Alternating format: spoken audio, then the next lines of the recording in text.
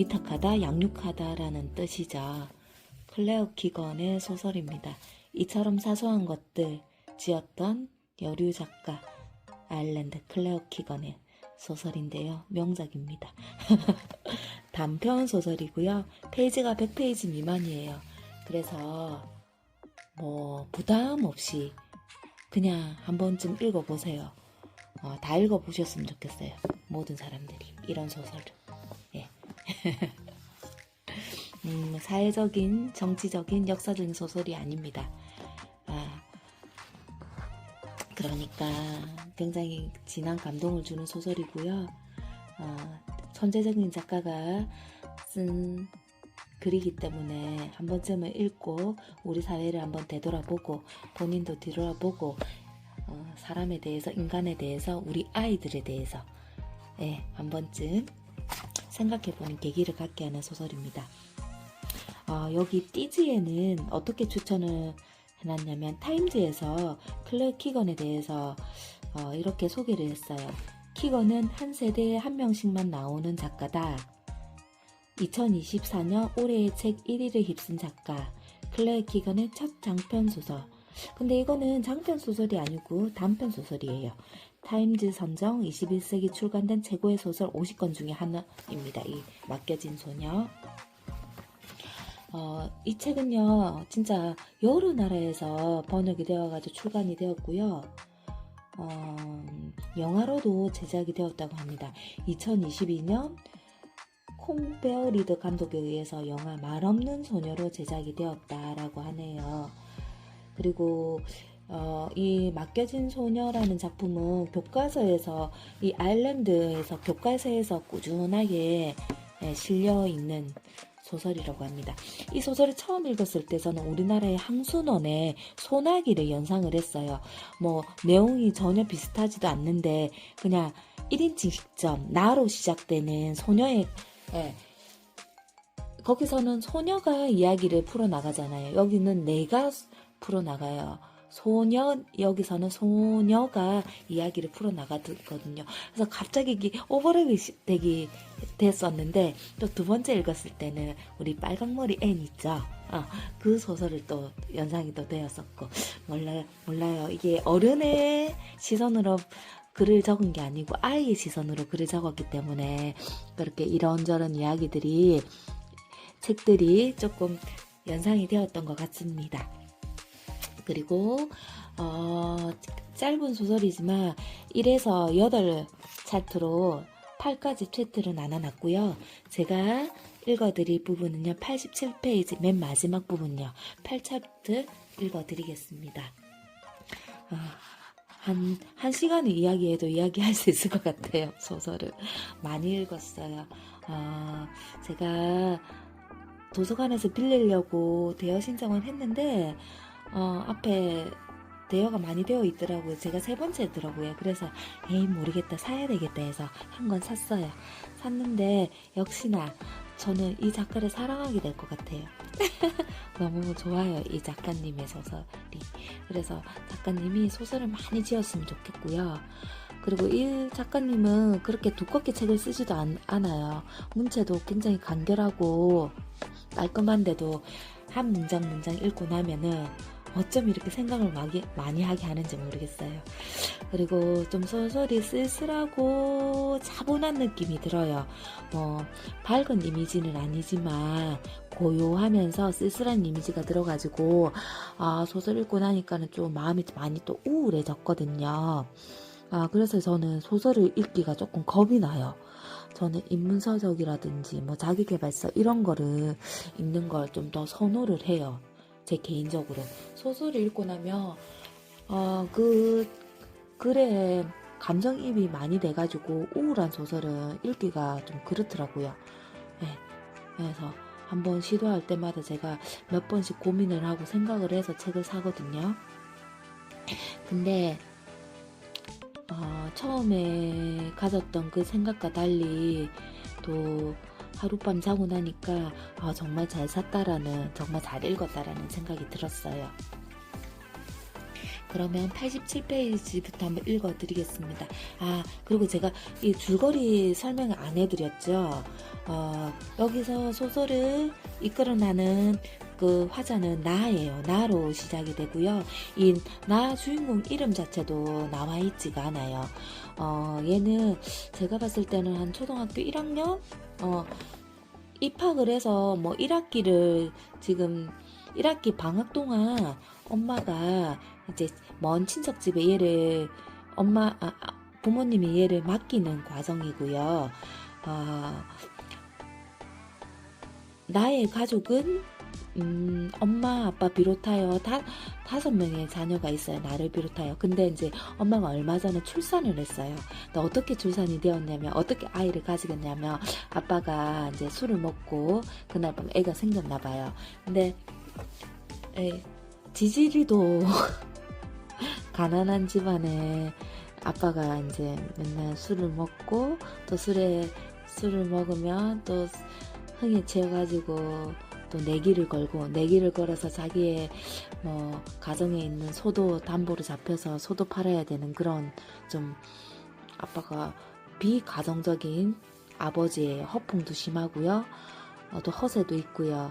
또 남의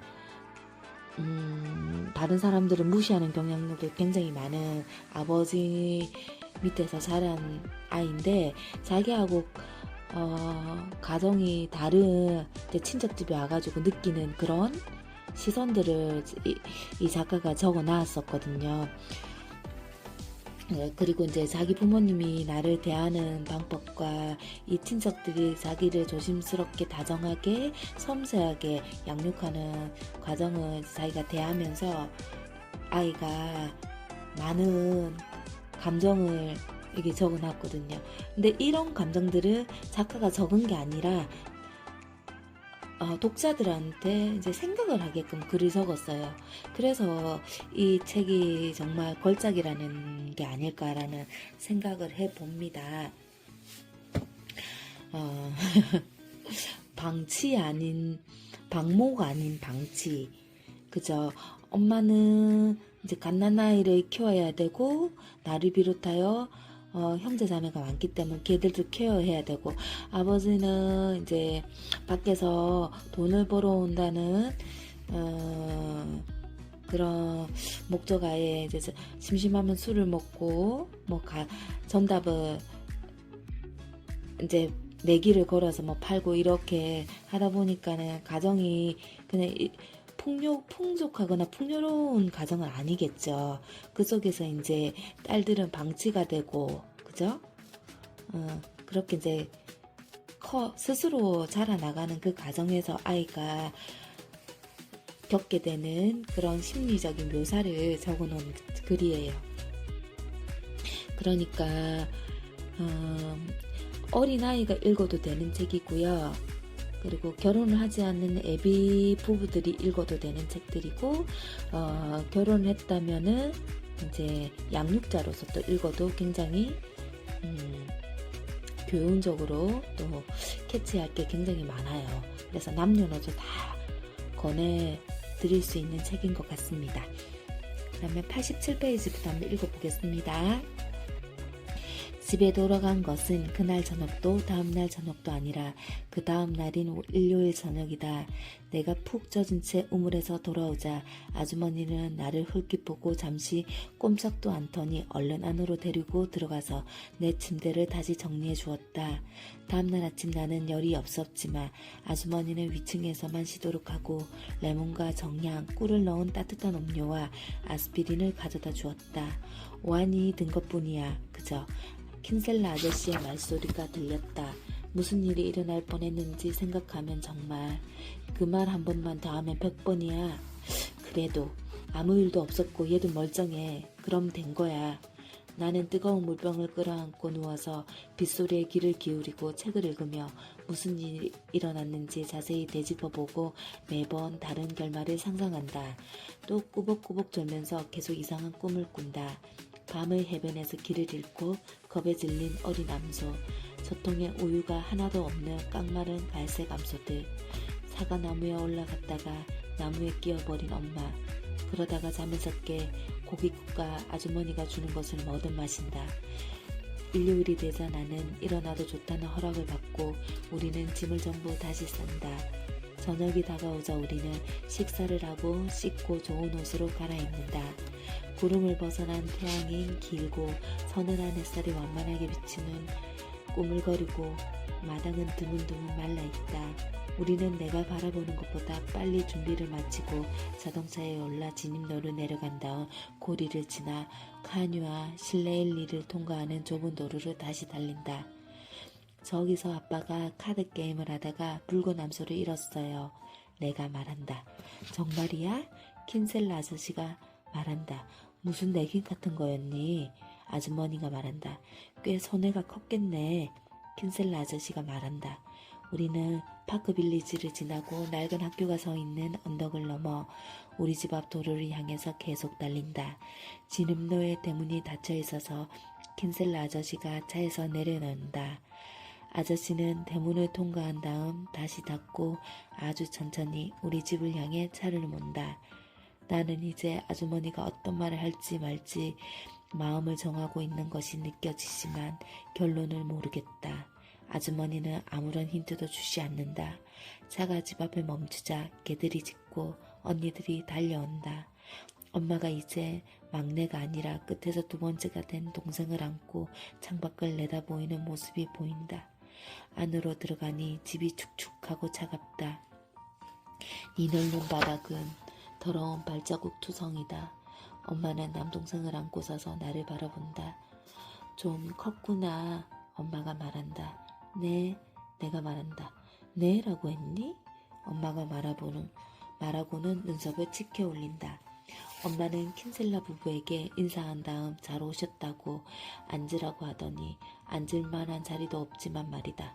식당 및 양동이에서 물을 떠서 주전자를 채운다. 나는 창문 아래 놓인 자동차 좌석으로 만든 의자 위에 장난감을 치워 자리를 만들어 앉는다. 엄마가 찬장에서 머그잔을 꺼내고 빵을 썰고 버터와 잼을 꺼낸다. 아, 잼 가져왔어. 킨셀라 아주머니가 말한다. 이따 줄게. 까먹지 않게 말해줘, 메리. 이거 그때 준 루바브로 만든 거예요. 엄마가 말한다. 마지막 남은 거지만 더 가져올 걸 그랬네. 아주머니가 말한다. 미처 생각을 못했어. 새로 생긴 가족은 어디 있지? 킨셀라 아저씨가 묻는다. 아, 위층에 있어요. 그 소리가 들릴 거예요. 밤에 안 깨고 잘 자? 자다 깨다 해요. 엄마가 말한다. 그러다가 아무 때나 신이 나서 까르륵거려요. 언니들은 내가 잉글랜드에서 온 사촌이라도 되는 것처럼 멀뚱히 보고 있다가 가까이 다가와서 내 원피스랑 구두버클을 만져본다. 언니들은 조금 달라진 것 같다. 더 마른 것 같고 더 말이 없다.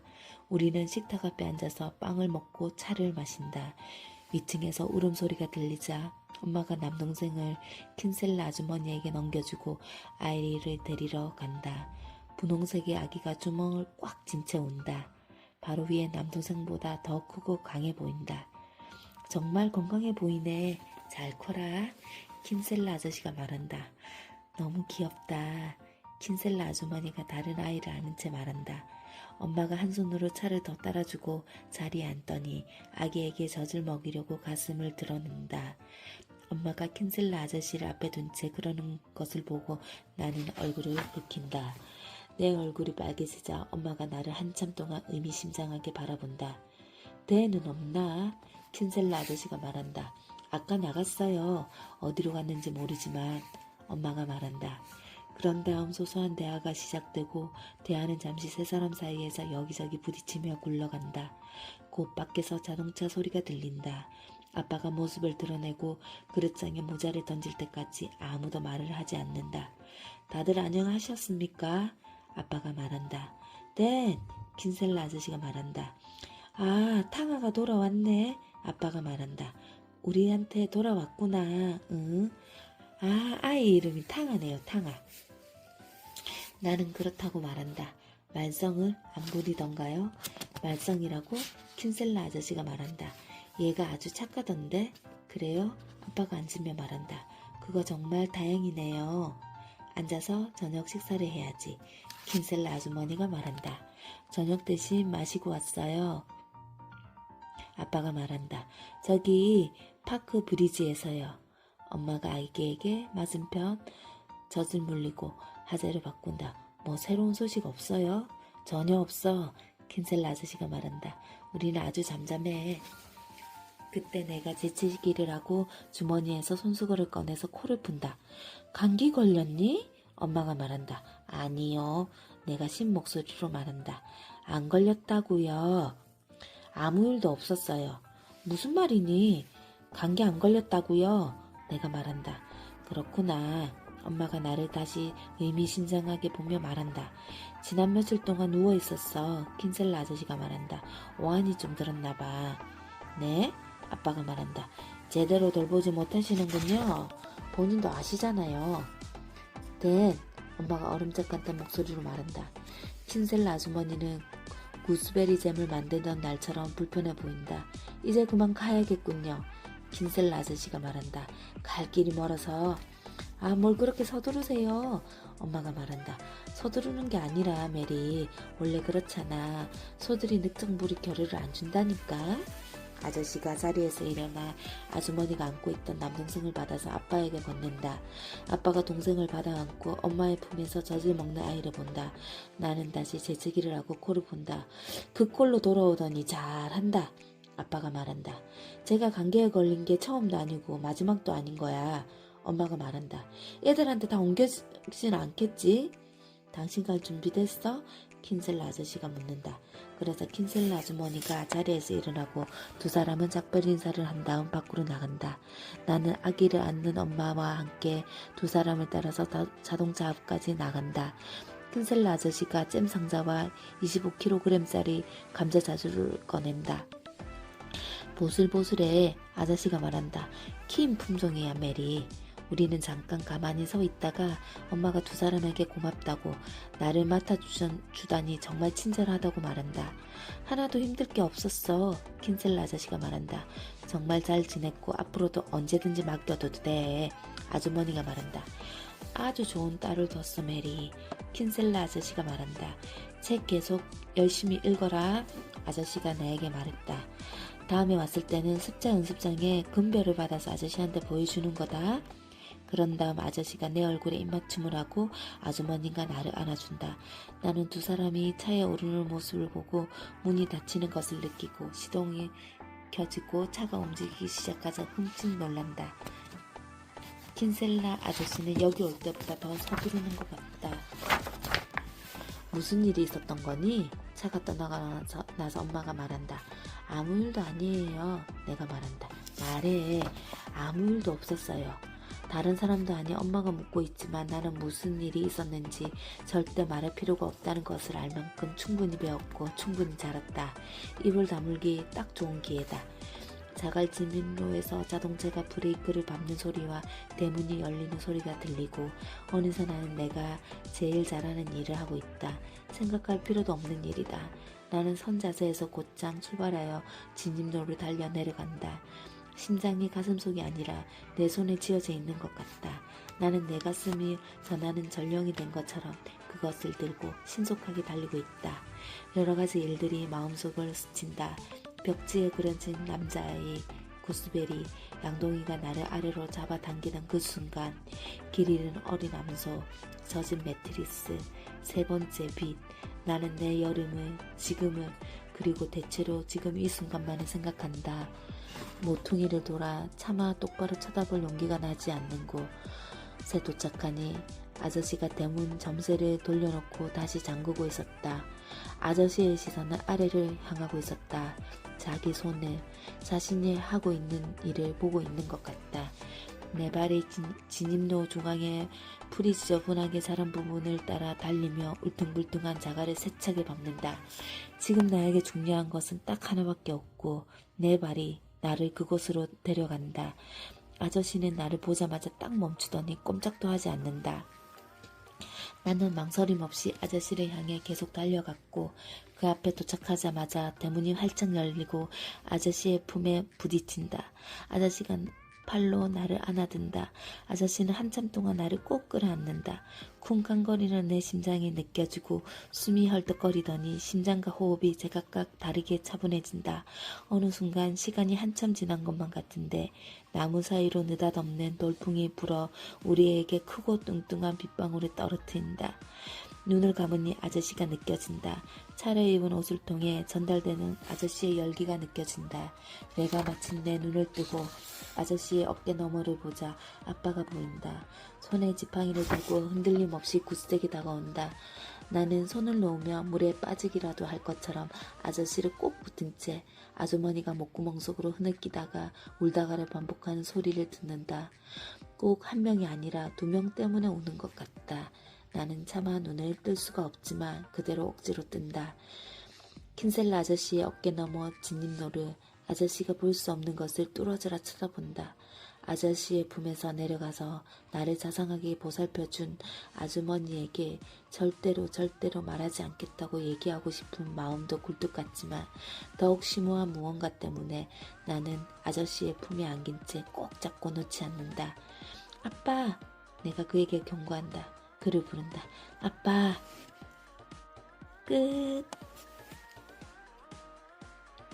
끝났습니다. 이 뒷부분이 절정이에요. 이 킨데스? 이 부부가 얼마 전에 자녀를 잃었어요. 물두덩이에 물을 길러가는 호수가 있는데 아이가 거기 빠져가지고 아이를 잃었어요. 굉장히 아이를 자상하게 잘 돌보고 사랑으로 섬세하게 케어를 했는데 아이를 잃었고, 그리고 이제 우연한 게 이 탕아를 이제 돌보게 되었는데, 이 탕아는 자기 엄마가 이제 방치 속에서 컸어요. 어머니의 섬세한 손길이라든지 아버지의 부성애를 느끼지 못했는데, 이 아저씨가 정말 많이 안아주고 다독여주고 놀이도 하고 산책도 시켜주고 손도 잡아주고 하면서 아빠에 대한 그리움을 사랑을 여기서 느꼈나 봐요. 저도 이 대목을 읽으면서 어렸을 때 저희 아빠가 저를 안아주던 그런 정말 잊혀진 경험들을 다시 떠올렸거든요. 저희 유아 시절 때 아빠들이 가끔씩 목마를 태워주고 막 그렇게 했었잖아요. 그런 게 저도 그런 시절이 있었거든요. 저희 아버지가 저를 안아주고 뽀뽀해주고, 아빠들이 뽀뽀를 해주면 그 수염이 막 까끌거리잖아요. 내가 막 싫다고 이렇게 했던 거, 그런 막 장면들이 생각이 났었어요. 그래서 우리 돌아가신 아버지도 막 생각이 나고 그랬던 것 같아요. 아무튼 그렇고요.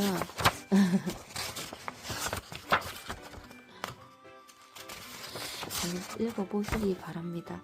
제가 여러 번 녹음을 했어요. 한 10번 정도 녹음을 했는데요. 더 이상 녹음을 못할 것 같아요. 목이 쉴 것 같습니다.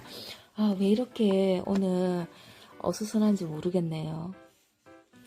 아무튼 이 소녀의 가정과 소녀가 맡겨진 며칠 동안의 가정이 너무나 대비가 되고, 아이가 눈물을 글썽이면서 다시 이 집에 가고 싶어 하지만 또 부모한테 돌아가고 싶은 심정, 이 집에 남고 싶은 심정, 막 이런 감정들을 여기서 작가가 막 표현을 했거든요. 그런 섬세한 것들이 막 느껴지면서 제가 어렸을 때 저도 방학 때 저희 막내 이모 집에서 한 달 동안 방학만 되면은 이제 지냈던 기억이 나요. 그러면서 저도 거의 방치 아닌 방치로 자란 건 아닐까라는 생각을 했었어요. 아무튼 그렇습니다.